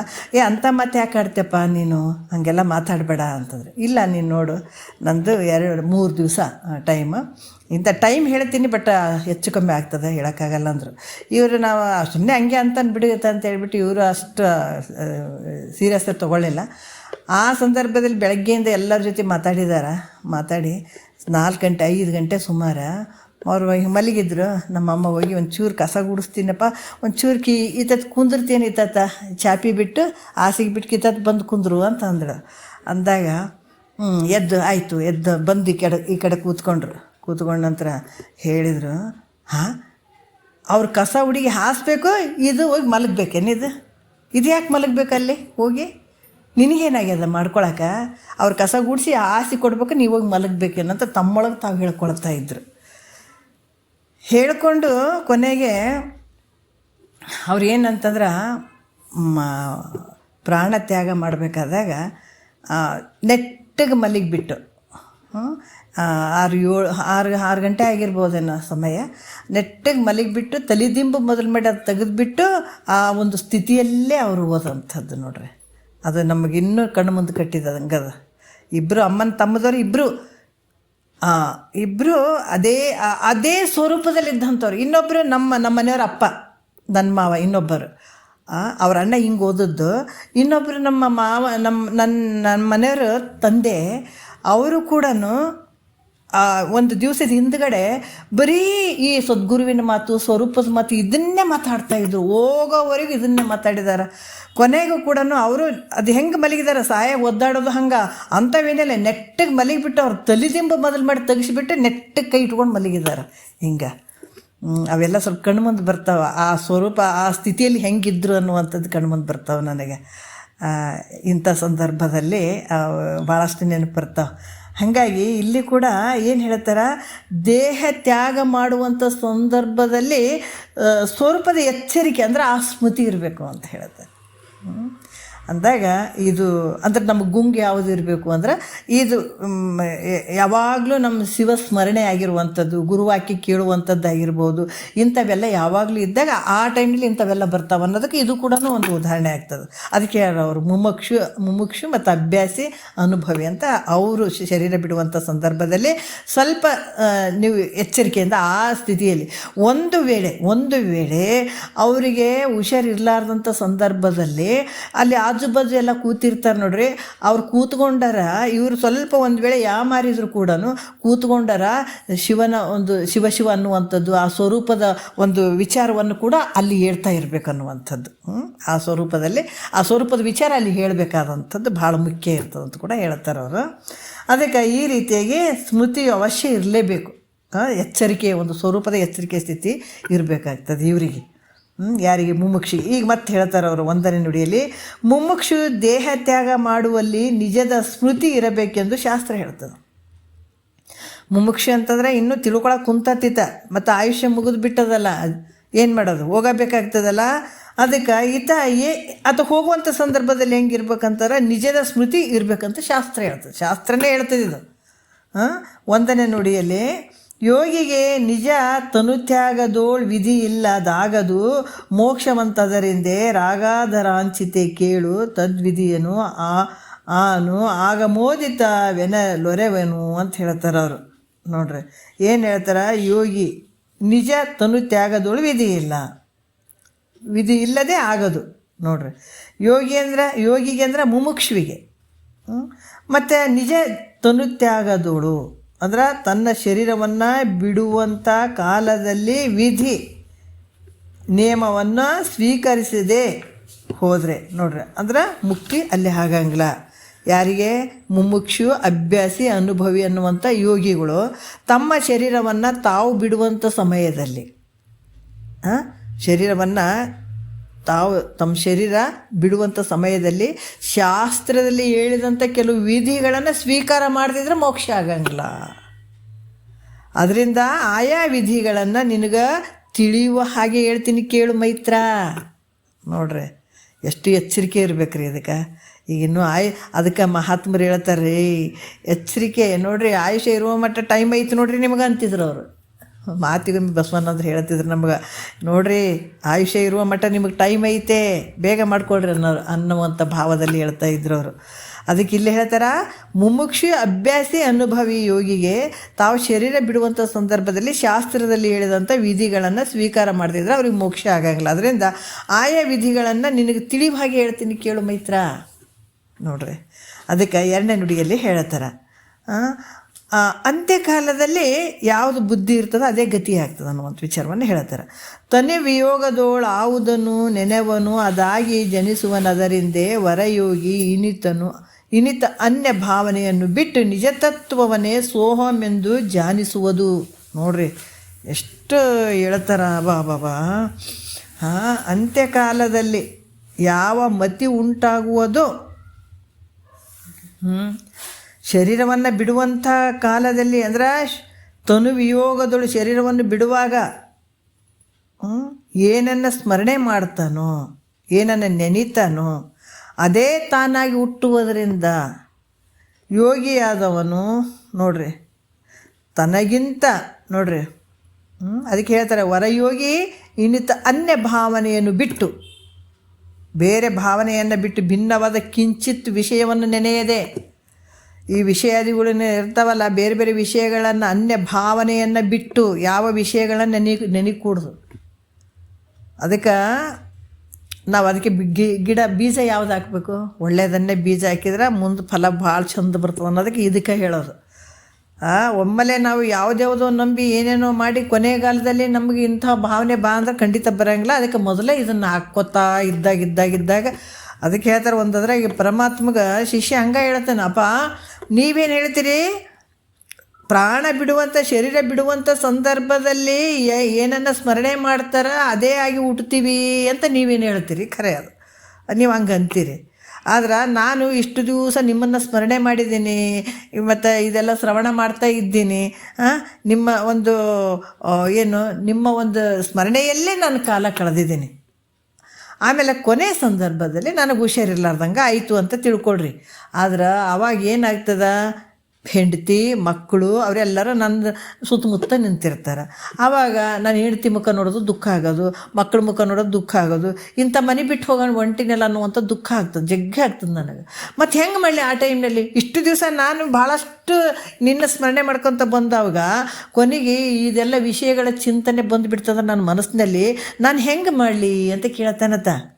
ಸತ್ಯದ ಮಾತಲ್ಲ, ಖರೆ ಇಷ್ಟೆಲ್ಲ ಮಾಡ್ಕೊತ ಬಂದು ಆ ಸ್ಮರಣೆ ಕೊನೆ ಟೈಮಲ್ಲಿ ಬೇರೆ ಸ್ಮರಣೆ ಬಂದುಬಿಟ್ರೆ ಏನು ಗತಿ ಮಾಡೋದು? ಅದು ವ್ಯರ್ಥ ಆಗಿಬಿಡ್ತಲ್ಲ. ಪರಮಾತ್ಮ ಅಂತ ಕೇಳಿದಾಗ ಪರಮಾತ್ಮ ಎರಡೂ ಕೈ ಎತ್ತಿ ಹೇಳ್ತಾನೆ ರೀ, ಪ್ರತಿಜ್ಞೆ ಮಾಡಿದಾನ. ಏನು, ನನಗೆ ಪ್ರತಿ ದಿವಸ ನನ್ನನ್ನು ಸ್ಮರಣೆ ಮಾಡ್ಕೊತ ಬಂದು ನನ್ನ ನೆನೆಸ್ಕೊತ ಬಂದಿಯಲ್ಲ, ನಾನು ನಿನಗೆ ಕೈ ಬಿಡೋಂಗಿಲ್ಲ. ನಿನಗೆ ಯಾವ ವಿಷಯಗಳು ನಿನಗೆ ಕಣ್ಣು ಮುಂದೆ ಬರದೇ ಇರುವಂಗೆ, ಯಾವುದೇ ಒಂದು ದುಃಖ ಕೊಡುವಂಥ ವಿಷಯಗಳು ನಿನ್ನ ಕಣ್ಣು ಮುಂದೆ ಬರಲಾರ್ದಂಗೆ ನಾ ಮಾಡಿ ನಾನೇ ನಿನಗೆ ಮುಂದೆ ನಿಂದಿರ್ತೀನಿ, ನಿನ್ನ ಮುಂದೆ ನಾನೇ ನಿಂತು ನಿನಗೆ ಅಂಥ ಒಂದು ಒಳ್ಳೆ ಗತಿಯನ್ನು ನಾನು ಕೊಡ್ತೀನಿ ಅಂತ ಪರಮಾತ್ಮ ಎರಡೂ ಕೈ ಎತ್ತಿ ಹೇಳಿದಾನ. ಅದಕ್ಕೆ ಅಲ್ಲಿ ಯಾಕೆ ಇದನ್ನು ಮಾಡಿಕೊಂಡ್ರು ಕೂಡ ಅದಕ್ಕೆ ಶರಣರಾಟ ಮರಣದಲ್ಲಿ ನೋಡಂತಾರಲ್ಲ, ಇದಕ್ಕೆ ಏನು ಬೆಳ್ಕೊಂಡು ಬರ್ತಾರೆ ನೋಡ್ರಿ. ಮಾವಿನ ಬೀಜ ಹಾಕಿ ಬೇವಿನ ಬೀಜ ತೊಗೊಳಕತ್ತದ, ಹಣ್ಣು ತೊಗೊಳಕತ್ತದೇನು? ಇಲ್ಲಲ್ಲ. ಬೇವಿನ ಬೀಜ ಹಾಕಿದರೆ ಬೇವಿನ ಕಾಯಿನೇ ತೊಗೊಳ್ತೀವಿ, ಹಣ್ಣು ತೊಗೊಳ್ತೀವಿ. ಮಾವಿನ ಬೀಜ ಹಾಕಿದರೆ ಮಾವಿನ ಹಣ್ಣೇ ತೊಗೊಳ್ತೀವಿ. ಅದೇ ರೀತಿ ಕೂಡ ಈ ರೀತಿ ಮಾಡ್ಕೊಂಡು ಬಂದಾಗ ಇನ್ನೂ ನಮಗೆ ದೃಢ ಮೋಕ್ಷ ಆಗಿಲ್ಲ, ದೃಢವಾದಂಥ ನಮಗೆ ಪರಬ್ರಹ್ಮನ ಸ್ವರೂಪದ ಸ್ಥಿತಿ ಆಗಿಲ್ಲ. ಅಂಥ ಸಂದರ್ಭದಲ್ಲಿ ಶರೀರ ಹೋಗುವಂಥ ಸಂದರ್ಭ ಬಂತು ಅಂತಂದಾಗ ಅಲ್ಲಿ ಇವೆಲ್ಲ ಸ್ಮರಣೆಗೆ ಬರಬೇಕಾಗ್ತದೆ. ಅದಕ್ಕೆ ಭಾಳ ಎಚ್ಚರಿಕೆಯಿಂದ ಇರಬೇಕು. ಶರೀರವನ್ನು ಬಿಡುವ ಕಾಲಕ್ಕೆ ಏನೇನು ಸ್ಮರಣೆ ಮಾಡ್ತಾನೋ ಅದೇ ತಾನಾಗಿ ಹುಟ್ಟುವುದರಿಂದ ಯೋಗಿಯಾದವನು ತನಗಿಂತಲೂ ಭಿನ್ನವಾದ ಒಂದು ಕಿಂಚಿತ್ ವಿಷಯವನ್ನು ನೆನೆಯದೆ. ನೋಡ್ರಿ ಎಷ್ಟು ಅದ್ಭುತವಾಗಿ ಹೇಳ್ತಾರ. ಅದಕ್ಕೆ ಇದೊಂದು ಪರೀಕ್ಷೆ ರೀ, ನಮ್ಮದು ಪರೀಕ್ಷೆ ಇದು. ಇದು ಹಂಗೆ ಹಿಂಗೆ ಅದಕ್ಕೆ ಮಂಗನ ಕೈಯಿಗೆ ಮಾಣಿಕ್ಯದಂತೆ ಹಾಗೂ ಹಿಂಗೂ ಕಳೆದಿತ್ತಂತೆ. ಕಳೆದೋದ್ರೆ ಮುಂದೆ ಕಷ್ಟ ಕಟ್ಕೊಂಡೇ ಹೋಗಿಬಿಡ್ತೀವಲ್ಲ. ಈ ಕಷ್ಟ ಹೆಂಗೆ ರೀ ಅದು ಮುಂದೆ ರವರವರವ ನರ್ಕ ಅನ್ಭವಿಸ್ಬೇಕಾಗ್ತದಲ್ಲ ಮುಂದಿಂದು ಯೋಚನೆ ಮಾಡಿದ್ರೆ. ಅದಕ್ಕೆ ಬಾಲಕ ತರುಣ ಜರಜೀರ್ಣ ರೂಪಾಗಿ ನಿಜಗೊಂಡ್ರಿ. ಯಾಕೆ ರೀ ದೊಡ್ಡ ರಾಜರಿದ್ರಲ್ಲ ಆರಾಮ ಕಾಲ ಕಳಿಬೋದಾಗಿತ್ತಲ್ಲ, ಯಾಕೆ ಕಳೀಲಿಲ್ಲ ಅವರು? ಎಷ್ಟು ಅದ್ಭುತ ನೋಡ್ರಿ. ಅವ್ರು ಹೇಳ್ತಾರಪ್ಪ, ಇದನ್ನೆಲ್ಲ ತಿಳ್ಕೊಂಡ್ರೆ ನಿದ್ರೆ ಬಾರದು ಅದಿದೆನ್ನದೆ ನಿದ್ರೆ ಬಾರದಿದೆನ್ನದೆ ಪರಿಭವ ದುಃಖ ಸಮುದ್ರವೆನಿಸುವ ಸಾಯಸವನ್ನೆನೆ ನೆನೆದು ಅಂತ ಹೇಳ್ತಾರೆ. ಏನು ನೋಡ್ರಿ ಎಂಥ ಒಂದು ಅದ್ಭುತ. ಬಾಲಕ ತರುಣ ಜರಜೀರ್ಣ ರೂಪಾಗಿ ಮೇಲೆ ನರಕಿಯಾಗಿ ಬಳಿಕಿ ಕ್ರಮದೋಳು ತಾಳಲಾರೆನು ತನುವನು ಶಂಭುಲಿಂಗವೇ ಪಾಲಿಸೆಂದರಿಗೆ ಭಿನ್ನೈಪಿ ಭೀತಿಯೋಳು ಅಂತ ಹೇಳಿದ್ದಾರೆ ಅವರು. ನೋಡ್ರಿ ಅದಕ್ಕೆ ಇಲ್ಲಿ ಏನು ಹೇಳ್ತಾರೆ, ಯೋಗಿಯಾದವನು ತನಗಿಂತ ಭಿನ್ನವಾದಂಥ ಕಿಂಚಿತ್ತು ವಿಷಯವನ್ನು ನೆನೆಯದೆ, ಒಂದು ಚೂರು ಬರಬಾರ್ದು, ಸ್ಮರಣೆಗೆ ಬರಬಾರ್ದು. ವಿಷಯಗಳ ಯೋಚನೆ ಒಂದು ಚೂರು ನೆನೆಯದೆ ಸಚ್ಚಿದಾನಂದ ಸ್ವರೂಪನಾದಂಥವ, ನನ್ನ ಅಂಥ ಒಂದು ಸ್ವರೂಪ ಇದ್ದೀನಿ, ಅಹಂ ಬ್ರಹ್ಮಾಸ್ಮಿ, ನಾ ಪರಮಾತ್ಮ ಇದ್ದೀನಿ, ಪರಮಾತ್ಮನ ಸ್ವರೂಪ ನಾನು ಅನ್ನುವಂಥದ್ದು ಎಡೆ ಬಿಡದೆ ಅದೇ ತಾನಂತ ಧ್ಯಾನವನ್ನು ಮಾಡ್ತಕ್ಕಂಥದ್ದು ಮುಖ್ಯ ಇರ್ತದೆ. ಅದೇ ಚಿಂತನೆಯಲ್ಲೇ ಇರಬೇಕು. ಈ ರೀತಿಯಾಗಿ ತನ್ನ ಸ್ವರೂಪವನ್ನು ಎಡೆಬಿಡದೆ ತಾನೇ ಧ್ಯಾನವನ್ನು, ತಾನೇ ಆ ಸ್ವರೂಪದ ಸ್ಥಿತಿಯ ಪರಬ್ರಹ್ಮ ಸ್ವರೂಪನೇ ನಾನು ಅದೀನಿ ಅಂತನ್ನುವಂಥ ಎಡೆಬಿಡದೆ ಆ ಧ್ಯಾನವನ್ನು ಮಾಡ್ತಕ್ಕಂಥದ್ದು ಅಂತ ಹೇಳ್ತಾರೆ ಅವರು. 3ನೇ ನುಡಿಯಲ್ಲಿ ಹೇಳ್ತಾರೆ. ಮತ್ತು ದೇಹವನ್ನು ಬಿಡುವಂಥ ಕಾಲಕ್ಕೆ ನೋಡ್ರಿ, ಇವೆಲ್ಲ ಆರೂಢನಿಗೆ ಹಚ್ಚಂಗಿಲ್ಲ, ಅದನ್ನು ಅರ್ಥ ಮಾಡ್ಕೋಬೇಕು. ಈ ದೇಹವನ್ನು ಬಿಡುವ ಕಾಲಕ್ಕೆ ಶರೀರ ಪ್ರಾಣ ಈ ಮನಸ್ಸುಗಳನ್ನು ಹೆಂಗೆ ಇರಿಸ್ಬೇಕ್ರಪ್ಪ ಅಂದ್ರೆ ಇದನ್ನೇ ಹೇಳ್ತಾರೆ ಅವರು 3ನೇ ನುಡಿಯಲ್ಲಿ ಹೇಳ್ತಾರೆ. ತನುವನ್ನಿರಿಸಿ ಸುಖಾಸನದೋಳು ಪ್ರಾಣ ಅನಿಲನನು ಕೂಡಿ ತನ್ನ ಮಾನಸವನ್ನು ತನಗೆ ತೋರದ ತೆರೆ ನೆನೆಸಿ ಭ್ರೂ ಮಧ್ಯದೋಳ ಅನುನಯನದಿಂದ ಬಂಧಿಸಿ ಮೇಲೆ ಅಂತ ಈ 3ನೇ ನುಡಿ 4ನೇ ನುಡಿ ಇದರಲ್ಲೇ ಕೊಟ್ಟಿದ್ದಾರೆ. ಅರಿವನು ತನ್ನ ಅರಿವನ್ನು ನೋಳಡಗಿಸಿ ತನಗರಿಕೆ ತೋರದೆ ಚಿದ್ದದ್ವಯದೋಳು ಕರಿಗೊಂಡು ಪರಮ ಸುಖದೋಳು ಇರಲಿ ಈ ಕ್ರಮ ಅವರಿಯೇ ದೇಹ ತ್ಯಾಗ ವಿಧಿಯಕ್ಕೂ ಅಂತ ಈಗ 4ನೇ ನುಡಿಯಲ್ಲಿ ಕೂಡ ಹೇಳ್ತಾರೆ ಅವರು. ಏನು ಹೇಳ್ತಾರ ಅಂತಂದ್ರೆ ತನುವನು, ಯಾಕಂದ್ರೆ ಈ ತನುವನ್ನು ಇರಿಸಿ ಅಂದರೆ ಶರೀರವನ್ನು ಸುಖಾಸನದೋಳು ಅಂದ್ರೆ ತನಗೆ ಬೇಕಾದಂಗೆ ತನಗೆ ಹೆಂಗೆ ಚಂದ ಅನ್ನಿಸ್ತದೆ ಹಂಗೆ ಶರೀರವನ್ನು ಇಡುವಂಥದ್ದು. ಇದನ್ನು ಇಟ್ಟು ಈ ಪ್ರಾಣನಿಲವನ್ನು ಅಂದ್ರೆ ಪ್ರಾಣವಾಯು, ಅನಿಲ ಅಂದ್ರೆ ವಾಯು, ಪ್ರಾಣನಿಲವನ್ನು ಅಂದ್ರೆ ಪ್ರಾಣವಾಯುವನ್ನು ಬೆರೆತು ಈ ಮನಸ್ಸನ್ನು ಅಂದ್ರೆ ಪ್ರತೀತಿ ಆಗದೆ ಹಾಗೆ ಎಲ್ಲಿ ಕೂಡಿಸ್ಬೇಕಲ್ಲಿ ನೋಡ್ರಿ. ಆ ಮನಸ್ಸನ್ನು 2 ಹುಬ್ಬುಗಳ ಮಧ್ಯೆ ಭ್ರೂ ಮಧ್ಯದಲ್ಲಿ ಇರಿಸುವಂಥದ್ದು. ತನಗಿಷ್ಟವಾದಂಥ ಯಾವುದಾದ್ರೂ ಒಂದು ಆಸನದಲ್ಲಿ ಶರೀರವನ್ನು ಇಡುವಂಥದ್ದು. ಅಂದ್ರೆ ಆರಾಮಾಗಿ ಹಿಂಗಾರ ಮಲಗಲಿ, ಒಟ್ಟು ತನಗೆ ಆರಾಮಾಗಿರಬೇಕು ಆ ರೀತಿಯಲ್ಲಿ ಶರೀರವನ್ನು ಇರಿಸಿ ಈ ಪ್ರಾಣಾಯಾಮ ದ್ವಾರ ಅಂದರೆ ಈ ಪ್ರಾಣಾಯಾಮ ಹೇಳ್ತಾರಲ್ಲೇ, ಪ್ರಾಣಾಯಾಮ ಅನಿಲನನ್ನು ಕೂಡಿ ಅಂದರೆ ಪ್ರಾಣಾಯಾಮವನ್ನು ನಿರೋಧನ ಮಾಡುತ್ತಾ, ಪ್ರಾಣವನ್ನು ನಿರೋಧನ ಮಾಡುತ್ತಾ ಅದರೊಡನೆ ಆ ಪ್ರಾಣವಾಯುವಿನೊಡನೆ ಈ ಮನಸ್ಸನ್ನು ಗೊತ್ತಾಯ್ತಲ್ಲ, ಈ ಪ್ರಾಣವಾಯುವಿನೊಡನೆ ಈ ಮನಸ್ಸನ್ನು ಭ್ರೂಮಧ್ಯ ಸ್ಥಾನದಲ್ಲಿ ಇರಿಸುವಂಥದ್ದು. ಅಲ್ಲೇ ಭ್ರೂಮಧ್ಯದ ಅಂದ್ರೆ ಅಲ್ಲೇ ಇರಿಸಿ ಆಮೇಲೆ ಅಸಂಗದ್ವಯ ಸಚ್ಚಿದಾನಂದ ಸ್ವರೂಪದಿಂದಿದ್ದು ನೋಡ್ರಿ. ಅಂದ್ರೆ ಈ ಪ್ರಾಣವಾಯುವಿನ ಜೊತೆ ಮನಸ್ಸನ್ನು ಸೇರಿಸಿ ಮನಸ್ಸನ್ನು ಎಲ್ಲಿ ಹೊರಗೆ ಬಿಡದಂಗೆ ಈ ಪ್ರಾಣಾಯಾಮ ಮಾಡಬೇಕಾದ್ರೆ ನಮ್ಮ ಮನಸ್ಸನ್ನು ಉಸಿರಾಟದ ಕಡೆನೇ ಗಮನ ಇರಬೇಕು. ನಮಗೆ ಈ ಪ್ರಾಣಾಯಾಮ ಮಾಡಬೇಕಾದ್ರೆ ನಾವು ಮನಸ್ಸು ಎಲ್ಲೋ ಇರ್ತೀನಿ ಅಂದ್ರೆ ಭಾರಿ ಇಷ್ಟು ಅನಾಹುತ ಆಗ್ತದೆ. ಅದು ಪ್ರಾಣಾಯಾಮಗಳು ಇವೆಲ್ಲ ಮಾಡ್ಬೇಕಂದ್ರೆ ಸುಮ್ಮನೆ ಅಲ್ಲ, ಅದು ಅನಾಹುತಗಳಾಗ್ತಾವೆ. ಮನಸ್ಸನ್ನು ಎಕಡೆ ಇಟ್ಟರೆ ಅದರ ಪ್ರಾಣವಾಯುವಿನ ಜೊತೆ ಮನಸ್ಸನ್ನು ಕೂಡ ಇರಬೇಕಲ್ಲಿ. ಶರೀರ ಜೊತೆ ಪ್ರಾಣವಾಯುವೇನು ಇರ್ತದಲ್ಲ, ಪ್ರಾಣವಾಯುವಿನ ಜೊತೆ ಮನಸ್ಸನ್ನು ಅಲ್ಲಿ ಕೇಂದ್ರೀಕರಿಸಬೇಕು. ಹಾಗಾಗಿ ಇಲ್ಲಿ ಕೂಡ ಪ್ರಾಣವಾಯುವಿನ ಜೊತೆ ಅದರ ಜೊತೆ ಮನಸ್ಸನ್ನು 2 ಉಬ್ಬುಗಳ ಮಧ್ಯೆ ಇರಿಸುವಂಥದ್ದು. ಆಮೇಲೆ ಅಸಂಗದಿಂದ ಕೂಡಿದಂಥವನು ಅದ್ವಯವಾಗಿರುವಂಥವನು ಯಾರು? ಸಚ್ಚಿದಾನಂದ ಸ್ವರೂಪದಿಂದಿದ್ದು. ಅಸಂಗ ಅದ್ವಯ ಸಚ್ಚಿದಾನಂದ ಸ್ವರೂಪದಿಂದಿದ್ದು ಪರಮ ಸಂತೋಷದಿಂದ ಅಂತ ಹೇಳ್ತಾರೆ ಅವರು. ನೋಡ್ರಿ, ಪರಮ ಸಂತೋಷದಿಂದ ಈ ನೋಡ್ರಿ ದೇಹ ತ್ಯಾಗವನ್ನು ಮಾಡುವಂಥದ್ದು ಇದು ವಿಧಿ. ಅದು ನೋಡ್ರಿ, ಇದು ಒಂದು ವಿಧಿ ಐತಿ ನೋಡಪ್ಪ. ಹೀಗೆ ಯಾರು ಮಾಡಬೇಕಿದು? ಮುಮುಕ್ಷುಗಳು ಇದು ಮಾಡ್ತಕ್ಕಂಥದ್ದು. ಮುಮುಕ್ಷುಗಳು ಯಾವಾಗ ಸುಖವನ್ನು ಅಪೇಕ್ಷೆ ಮಾಡುವಂಥ ಮುಮುಕ್ಷುಗಳು ಇನ್ನೂ ಜ್ಞಾನ ದೃಢ ಆಗಿಲ್ಲ ಅಂತಂದ್ರೆ ಶರೀರ ಬಿಡುವಂಥ ಸಂದರ್ಭದಲ್ಲಿ ಈ ರೀತಿ ಮಾಡ್ತಕ್ಕಂಥದ್ದು ಮುಖ್ಯವಾಗಿರುವಂಥದ್ದು ನೋಡ್ರಿ, ಮಾಡ್ತಕ್ಕಂಥದ್ದು. ಮತ್ತು ಈಗ 5ನೇ ನುಡಿಯಲ್ಲಿ ಹೇಳ್ತಾರೆ, ದೇಹ ತ್ಯಾಗವನ್ನು ಈ ರೀತಿ ಮಾಡಿದಾಗ ದೇಹ ತ್ಯಾಗ ಎಲ್ಲಿ ಮಾಡಿದರೂ ಕೂಡ ಮುಕ್ತರಾಗ್ತಾರೆ ಅಂತ ಹೇಳ್ತಾರೆ.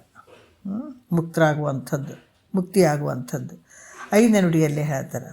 ಇಲ್ಲಿ ಕೂಡ ಇನ್ನೊಂದು, ಯಾಕಂದ್ರೆ ಅರಿವನ್ನು ತನ್ನ ಅರಿವಿನೊಳಡಗಿಸಿ ತನ್ನ ಗರಿಕೆ ತೋರದೆ ಚಿದ್ದದ್ವಯದೊಳು ಕರಿಗೊಂಡು ಪರಮ ಸುಖದೊಳಿರಲು ಈ ಕ್ರಮವರಿಯೇ ದೇಹ ತ್ಯಾಗ ವಿಧಿಯಕ್ಕಂತ ಇಷ್ಟು ಹೇಳಿದರು. ಯಾಕಂದ್ರೆ ಆ ಅರಿವು ತನ್ನ ಯಾವ ರೀತಿ ಅಸಂಗ ಅದ್ವಯ ಮತ್ತು ಸಚ್ಚಿದಾನಂದ ಸ್ವರೂಪದಿಂದಿದ್ದು ಅದು ಬಹಳಷ್ಟು ಪರಮ ಸಂತೋಷದಿಂದ ದೇಹವನ್ನು ತ್ಯಾಗ ಮಾಡುವಂಥದ್ದು ಅಂತ ಹೇಳಿ ನಂತರ ಇಲ್ಲಿ ಕೂಡ 5ನೇ ನುಡಿಯಲ್ಲಿ ಹೇಳ್ತಾರೆ, ಅಲ್ಲೇ ಲೇಸಿಲ್ಲೇ ಅಲ್ಲೇ ಲೇಸು ಇಲ್ಲಿ ಲೇಸು ಎನ್ನಲಿಲ್ಲವು ಈ ಕ್ರಮದಲ್ಲಿ ದೇಹ ತ್ಯಾಗ ಆಗಲು ಎಲ್ಲಿ ಆದರೂ ಏನು ಪರಮಯೋಗಿಗೆ ಮುಕ್ತಿಯಲ್ಲದೆ ಬೇರೊಂದು ಗತಿಯುಂಟೆ. ನಮ್ಗೆ ಭಾಳಷ್ಟು ಜನ ಹೇಳ್ತಾರೆ, ಯಾರಿಗೆ? ಅಲ್ಲೇ ಲೇಸು ಅಂದರೆ ಒಬ್ಬ ಜ್ಞಾನಿ ಅಥವಾ ಒಬ್ಬ ಯೋಗಿ ಏನಂತಂದ್ರೆ ಈ ಎಲ್ಲಿ ಆತನ ಶರೀರವನ್ನು ಬಿಡಬೇಕು, ದೇಹ ತ್ಯಾಗವನ್ನು ಎಲ್ಲಿ ಮಾಡಿದ್ರೆ ಮುಕ್ತಿ ಆಗ್ತದ ಅನ್ನುವಂಥದ್ರ ಬಗ್ಗೆ ಹೇಳ್ತಾರೆ ಅವರು. ಅಲ್ಲಿ ಲೇಸಂದ್ರೆ ಕಾಶಿಯಲ್ಲಿ ಹೋದ್ರೆ ಒಳ್ಳೆಯದು ಅಥವಾ ಈ ಸ್ಥಳದಲ್ಲಿ ಒಳ್ಳೆಯದು ಅಂತ ಹೇಳಕ್ಕೆ ಬರ್ತೇನಂದ್ರೆ ಹಂಗೆ ಹೇಳಕ್ಕೆ ಬರೋಂಗಿಲ್ಲ. ಯಾಕಂದ್ರೆ ದೇಹವನ್ನು ಬಿಟ್ಟರೆ ಇಲ್ಲಿ ಎಲ್ಲಿದ್ರೇನು ದೇಹವನ್ನು ಬಿಡುವಂಥ ಸಂದರ್ಭದಲ್ಲಿ ಕಾಶಿ ರಾಮೇಶ್ವರಾದಿ ಹೇಳ್ತೀವಲ್ಲ ಇಂಥ ಪುಣ್ಯಕ್ಷೇತ್ರಗಳಲ್ಲಿ ಯಾಕಂದರೆ ಪುಣ್ಯಕ್ಷೇತ್ರಗಳಲ್ಲಿ ತೀರ್ಥಗಳಲ್ಲಿ ದೇಹವನ್ನು ಬಿಟ್ಟರೆ ಒಳ್ಳೆಯದಂತ, ಅಥವಾ ದೇವಸ್ಥಾನ ಮತ್ತು ನದಿ ಸ್ಥಾನಗಳಾಗಿರ್ಬೋದು, ಕೆಲವು ನದಿಗಳ ಒಂದು ದಡದಲ್ಲಿ ಆಗಿರ್ಬೋದು, ಹಿಂಗೆ ಬಿಟ್ಟರೆ ಶರೀರ ಒಳ್ಳೆಯದಂತ ಕೆಲವರೆಲ್ಲ ಜನ ಹೇಳ್ತಾರೆ. ಯಾಕಂತಂದ್ರೆ ಇದು ಭಾಳಷ್ಟು ಜನ ಹೇಳ್ತಾರೆ, ಇಲ್ಲರಿ ಅವ್ರು ದೊಡ್ಡ ಯೋಗಿಗಳು ಅಂತಂದ್ರೆ ಅವ್ರು ಯಾಕ್ರಿ ದಾರ್ಯಾಗ ಸತ್ತು ಬಿಟ್ರು ಅಂತ ಹೇಳ್ತಾರೆ. ಅಲ್ಲಿ ಯಾಕೆ ಬಿಡಬೇಕಾಗಿತ್ತು? ಅವ್ರು ಇಂಥಲ್ಲೇ ಬಿಡಬೇಕು, ಇಂಥ ಪುಣ್ಯಕ್ಷೇತ್ರದಲ್ಲೇ ಬಿಡಬೇಕು, ಮನೆಯಲ್ಲೇ ಬಿಡಬೇಕು, ಇಲ್ಲೇ ಬಿಡಬೇಕು, ಮಠದಲ್ಲೇ ಬಿಡಬೇಕು, ಹಲವಾರು ರೀತಿಯಿಂದ ನಾನಾ ರೀತಿಯಿಂದ ಜನ ನುಡಿತಾರೆ. ಈಗ ಯಾಕಂದರೆ ಇಂಥವೆಲ್ಲ ಒಳಗಿನ ಗೂಢಾರ್ಥಗಳು ಭಾಳ ಜನರಿಗೆ ಗೊತ್ತಿರೋಂಗಿಲ್ಲ, ಯಾವ ಗೊತ್ತಿರೋಂಗಿಲ್ಲ. ಯಾರು ಎಲ್ಲ ಒಂದು ಒಬ್ಬ ಮುಮುಕ್ಷು ಅಭ್ಯಾಸಿ ಅನುಭವಿ ಇವರೆಲ್ಲರಿಗೂ ಒಂದೇ ಮಾಡ್ತಾರೆ, ಆರೂಢನಿಗೂ ಒಂದೇ ಮಾಡ್ತಾರೆ.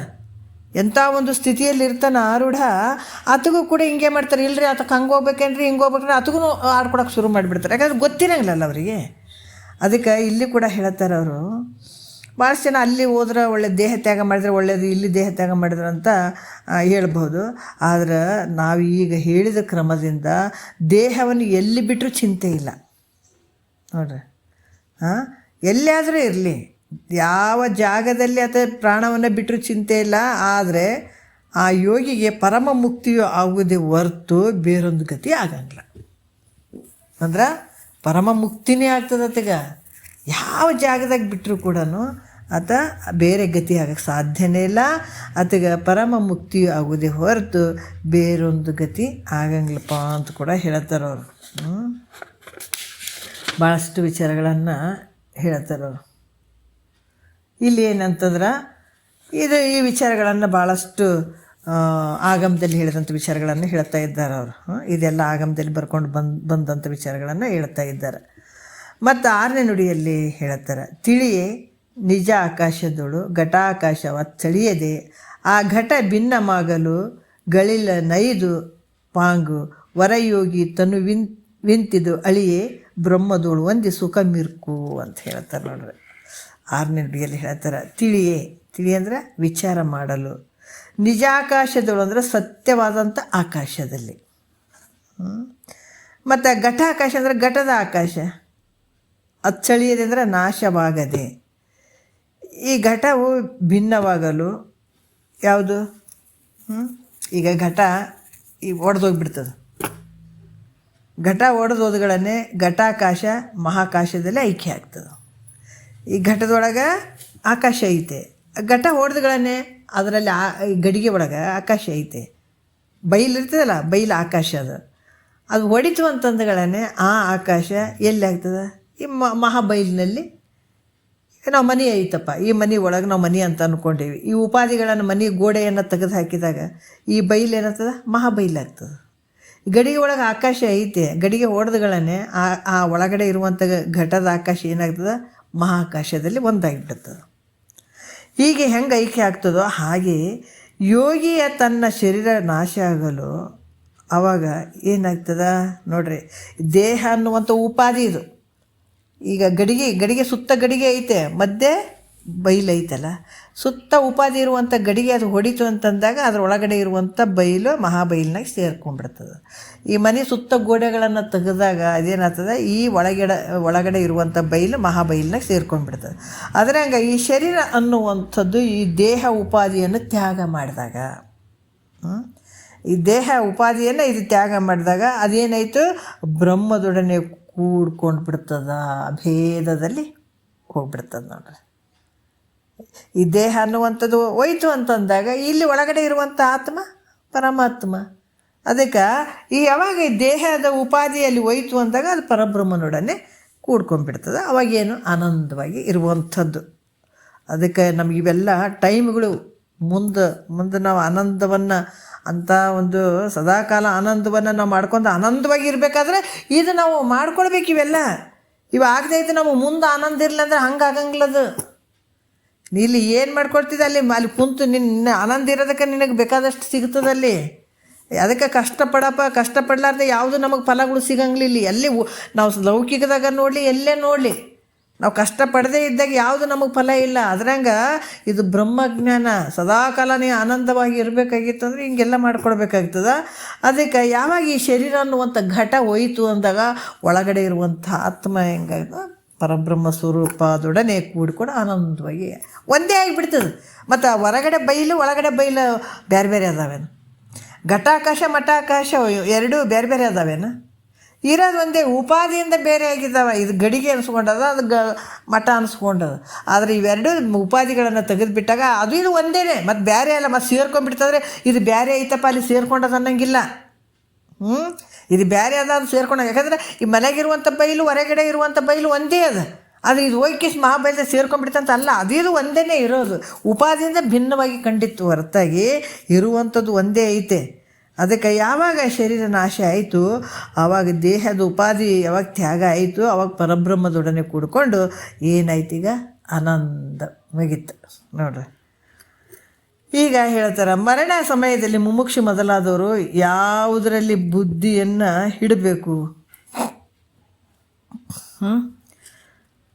ಮರಣದ ಸಂದರ್ಭದಲ್ಲಿ ಮುಮುಕ್ಷು ಇವರೆಲ್ಲರೂ ತಮ್ಮ ಬುದ್ಧಿಯನ್ನು ಎಲ್ಲಿಡಬೇಕಪ್ಪ?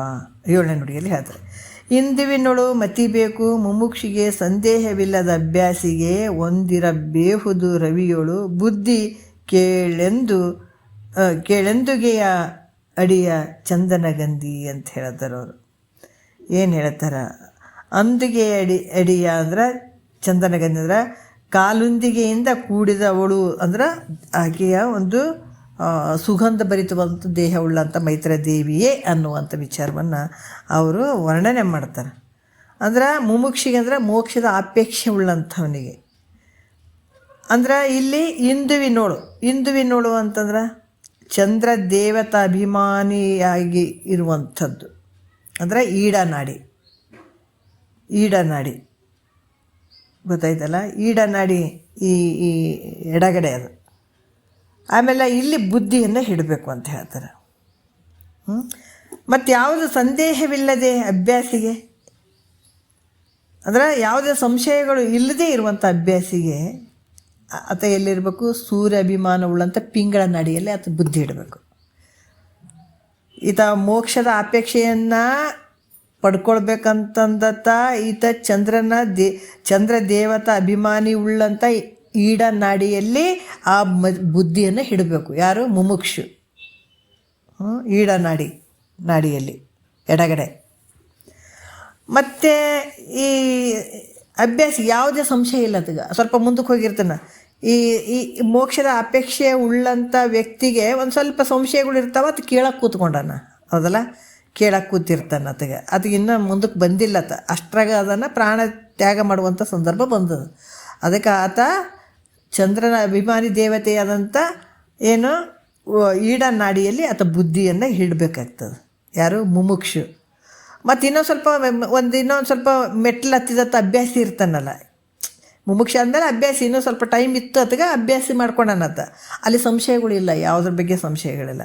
ಗುರು ಹೇಳಿದ, ನೋಡಪ್ಪ, ಈ ಶರೀರ ನಾನಲ್ಲ, ಇಂದ್ರಿಯಗಳು ನಾನಲ್ಲ, ಇದನ್ನು ನೀನು ನಂಬು, ಪಂಚಕೋಶಗಳ ದಾಟಿ ಇರುವಂಥದ್ದು ನಿನ್ನ ಸ್ವರೂಪ ಐತೆ ಅಂತ ಎಲ್ಲ ಹೇಳಿದಂಥದ್ದನ್ನು ಈತ ಅಭ್ಯಾಸ ಮಾಡಿದಾನತ.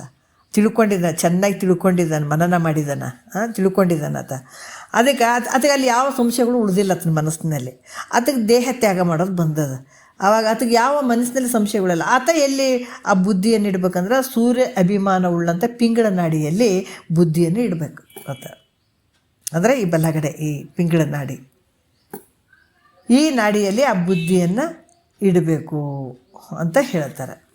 ಯಾಕಂದರೆ ಮುಮುಕ್ಷ ಅನ್ನುವಂಥ ಈ ಈಡ ನಾಡಿಯ ಅಭಿಮಾನಿಯಾದ ಚಂದ್ರನಲ್ಲಿ ತನ್ನ ಬುದ್ಧಿಯನ್ನು ಮರಣ ಕಾಲಕ್ಕೆ ಇಟ್ಟು ಆತ ಪ್ರಾಣವನ್ನು ಬಿಡಬೇಕು. ಹಿಂಗೈತೆ ನೋಡ್ರಿ. ಮುಮುಕ್ಷ ಆದಂಥವ್ರು ಕೇಳಕ್ಕೆ ಕೂತಿರ್ತಾನಲ್ಲ ಆತ ಏನು ಮಾಡ್ಬೇಕಂದ್ರೆ ಆ ಪ್ರಾಣವನ್ನು ಮರಣ ಕಾಲಕ್ಕೆ ಆ ಒಂದು ಚಂದ್ರನ ಅಭಿಮಾನಿಯಾದಂಥ ಈಡ ನಾಡಿಯಲ್ಲಿ ಆತನ ಬುದ್ಧಿಯನ್ನು ಇಟ್ಟು ಆತ ಪ್ರಾಣವನ್ನು ತ್ಯಾಗ ಮಾಡಬೇಕು. ಈ ಅಭ್ಯಾಸಿ ಪಿಂಗಳ ನಾಡಿ ಅಭಿಮಾನಿಯಾದ ಸೂರ್ಯನಲ್ಲಿ, ಈಡ ನಾಡಿಯ ಅಭಿಮಾನಿ ಚಂದ್ರ, ಪಿಂಗಳ ನಾಡಿ ಅಭಿಮಾನಿ ಸೂರ್ಯ ಇರುವಂಥದ್ದು.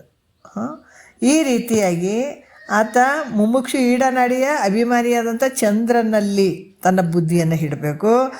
ಈತ ಯಾರು? ಅಭ್ಯಾಸಿ ಪಿಂಗಳ ನಾಡಿ. ಯಾರು ಈತ? ಯಾವ ರೀತಿ ಅಂತಾರೆ? ಅಭ್ಯಾಸಿ ಪಿಂಗಳ ನಾಡಿ ಅಭಿಮಾನಿಯಾದಂಥ ಸೂರ್ಯನಲ್ಲಿ ತನ್ನ ಬುದ್ಧಿಯನ್ನು ಇಟ್ಟು ಪ್ರಾಣವನ್ನು ತ್ಯಾಗ ಮಾಡಬೇಕು. ಈ ಥರ ವಿಧಿಗಳು ಅದಾವೆ. 8ನೇ ನುಡಿಯಲ್ಲಿ ಕೂಡ ಹೇಳ್ತಾರೆ. ಏನು ಹೇಳ್ತಾರೆ ನೋಡೋಣ. ಇಲ್ಲಿ ಅವಯವದೋಳ್ ಬ್ರಹ್ಮ ವಿರದಲ್ಲಿಯೇ ಬುದ್ಧಿ ಸವನಿಸುಗಂ ಅನುಭವಿಗಿದು ಸಿದ್ಧ ಯುವತಿ ಕೇಳಿಂತು ಮೂವರಿಗೆ ನಿರ್ಯಾಣದೋಳು ಅವಿಕಲ್ಪವಾದ ಸದ್ವಿಧಿಗಳು ಅಂತ ಹೇಳ್ತಾರೆ. ಏನು ಹೇಳ್ತಾರೆ ಇಲ್ಲಿ? ಅನುಭವಿ ಎಂಬಾತನು ಇಲ್ಲಿ ಅವಯವಾತ್ಮಕವಾದಂಥದ್ದು ಅಂದರೆ ಬ್ರಹ್ಮ ವಿವರದಲ್ಲಿ ಅಂದರೆ ಬ್ರಹ್ಮರಂಧ್ರದಲ್ಲಿಯೇ, ಅವಯವದೋಳು ಬ್ರಹ್ಮ ವಿರದಲ್ಲಿಯೇ ಅಂತಂದ್ರೆ ಏನು ಹೇಳ್ತಾರೆ? ಬ್ರಹ್ಮರಂಧ್ರದಲ್ಲಿ. ಅನುಭಾವಿ ನೋಡ್ರಿ, ಎಷ್ಟು ಅದ್ಭುತವಾಗಿ ಹೇಳ್ಕೊಂಡು ಬಂದಿದ್ದಾರ. ಮುಮುಕ್ಷು ಎಲ್ಲಿ ಮನಸ್ಸನ್ನು ಇಟ್ಕೊಂಡು ತ್ಯಾಗ ಮಾಡಬೇಕು, ಅಭ್ಯಾಸಿ ಎಲ್ಲಿ ಇಟ್ಕೊಂಡು ತ್ಯಾಗ ಮಾಡ್ಬೇಕು ಅನ್ನುವಂಥದ್ದು ಹೇಳಿ, ಈಗ ಅನುಭವಿ ಅನ್ನುವಂಥದ್ದು ಎಲ್ಲಿ ಇಟ್ಕೊಂಡು ಆತ ಪ್ರಾಣವನ್ನು ಬಿಡಬೇಕು ಅಂತಂದ್ರೆ ಸುಸುಮ್ನ ನಾಡಿ ದ್ವಾರ. ಸುಸುಮ್ನ ನಾಡಿ ಹೇಳ್ತಾರಲ್ಲ, ಸುಸುಮ್ನ ನಾಡಿ ದ್ವಾರ ಈ ಬ್ರಹ್ಮರಂಧ್ರಕ್ಕೆ ಅಭಿಮಾನಿಯಾದಂಥ ಈಶ್ವರನಲ್ಲಿ ಬುದ್ಧಿಯನ್ನು ಇಡಬೇಕು ಅನುಭವಿ. ಯಾಕಂದರೆ ಇಲ್ಲಿ ಈಶ್ವರನಲ್ಲಿ ಬುದ್ಧಿಯನ್ನು ಇಡಬೇಕು. ಈ ರೀತಿಯಾಗಿ ಅದು ಬ್ರಹ್ಮರಂಧ್ರದಲ್ಲಿ ಈಶ್ವರ ಸುಸುಮ್ನ ನಡಿ ಎಲ್ಲಿ ತನಕ ಬಂದಿರ್ತದೆ ಬ್ರಹ್ಮರಂಧ್ರಕ್ಕೆ. ಆ ಬ್ರಹ್ಮರಂಧ್ರಕ್ಕೆ ಅಭಿಮಾನಿಯಾದಂಥವನು ಯಾರು? ಈಶ್ವರ. ಆ ಈಶ್ವರನಲ್ಲಿ ಬುದ್ಧಿಯನ್ನು ಇಡಬೇಕು. ಯಾರು? ಅನುಭವಿ. ಈ ವಿಧವಾಗಿ ಬುದ್ಧಿಗಳನ್ನಿಟ್ಟು ನೀನು ಈ ರೀತಿಯಾಗಿ ಆ ಬುದ್ಧಿಯನ್ನು ಆಯಾ ರೂಪದಲ್ಲಿ ಇಟ್ಟು ತನ್ನ ಪ್ರಾಣವನ್ನು ಬಿಟ್ಟರೆ ಅದೇ ಲೋಕಕ್ಕೆ ಹೋಗ್ತಾರೆ. ಅದಕ್ಕೆ ಈ ರೀತಿ ಮೂವರಿಗೆ ಮರಣ ಕಾಲದಲ್ಲಿ ವಿಧಿಗಳು ಅದಾವಂತ ಶಾಸ್ತ್ರಗಳು ಹೇಳ್ತದೆ ಮೈತ್ರ. ಈ ರೀತಿ ಅದಾವ ನೋಡಿ. ಯಾರಿಗೆ? ಅಭ್ಯಾಸಿಗೆ ಮತ್ತು ಮುಮುಕ್ಷಿಗೆ, ಅಭ್ಯಾಸಿ ಅನುಭವಿಗೆ. ಈ ರೀತಿ ಅದಾವ ನೋಡು. ಈತ ಬ್ರಹ್ಮರಂಧ್ರದಲ್ಲೇ ಆತ ತನ್ನ ಭಾವವನ್ನೇ ಇಡಬೇಕು ಅನುಭವಿ ಅಂದಾಗ ಮಾತ್ರ ಆತಗ ಎಲ್ಲ ಸಿಗ್ತದೆ ಅನ್ನುವಂಥ ವಿಚಾರವನ್ನು ಹೇಳ್ತಾರೆ. ಯೋಗೀಶ್ವರಾದಿಗಳ ದೇಹತ್ಯಾಗ ಕ್ರಮ ನಿರೂಪಣೆ ಸೂತ್ರ 15ಕ್ಕೆ ಪದ 110 ಅಂತ ಹೇಳಿ ಈಗ ಮುಮುಕ್ಷು ಮೊದಲಾದವರಿಗೆ ವಿಧಿಗಳು ಅದಾವಂತ ಹೇಳಿದರು. ಮುಮುಕ್ಷು ಅಭ್ಯಾಸಿ ಅನುಭವಿಗೆ ಇವ್ರಿಗೆ ವಿಧಿಗಳು ಅದಾವೆ. ನಾವು ಮಾಮೂಲಿ ಎಲ್ಲ ಲೌಕಿಕದೆಲ್ಲ ಕೆಲವರೆಲ್ಲ ಮಾತಾಡೋದು ಅರ್ಧಂಬರ್ಧ ಗೊತ್ತಿದ್ದವ್ರು ಮಾತಾಡೋದು ಇಲ್ಲರಿ, ಅವರು ಎಲ್ಲರಿಗೂ ಒಂದೇ ಥರ ಮಾಡ್ಕೊಂಡ್ಬಿಡ್ತಾರೆ. ಇಲ್ಲಿ ಆಯಾ ರೀತಿಯಿಂದ ಅವರ ದೇಹ ತ್ಯಾಗವನ್ನು ಮಾಡ್ಬೇಕಾದ್ರೆ ಆಯಾ ರೀತಿಗಳು ವಿಧಿಗಳು ಅದಾವೆ. ಆದರೆ ಇವೆಲ್ಲ ಆರುಢನಿಗೆ ಅದಾವೇನಂದ್ರೆ ಆರುಢನಿಗೆ ಸಂಬಂಧ ಇಲ್ಲ. ಅವ ಪೂರ್ತಿ ಮೇಲ್ಗಡೆ ಹತ್ತಿ ಬಂದಿದ್ದಾನೆ, ಅದಕ್ಕೆ ದೃಢ ಆಗಿಬಿಟ್ಟದಲ್ಲ, ಹಾಗಾಗಿಬಿಟ್ಟು ಅದಕ್ಕೆ ಸಂಬಂಧ ಇರೋಂಗಿಲ್ಲ.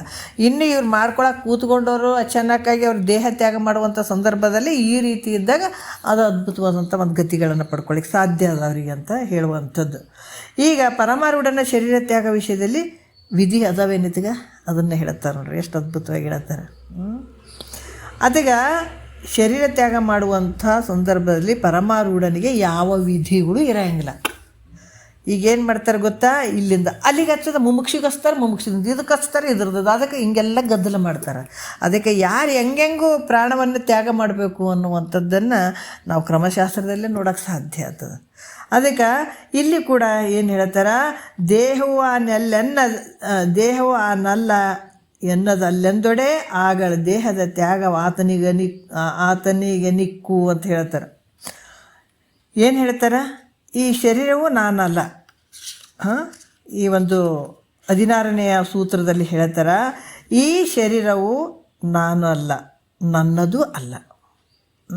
ದೇಹವ ಅನ್ನಲ್ಲ, ಅನ್ನದೂ ಅಲ್ಲ ಎಂದೊಡೆ ಆಗಳ ದೇಹದ ತ್ಯಾಗ ಆತನಿಗೆ ನಿಕ್ಕು ಅಂತ ಹೇಳ್ತಾರೆ ಅವರು.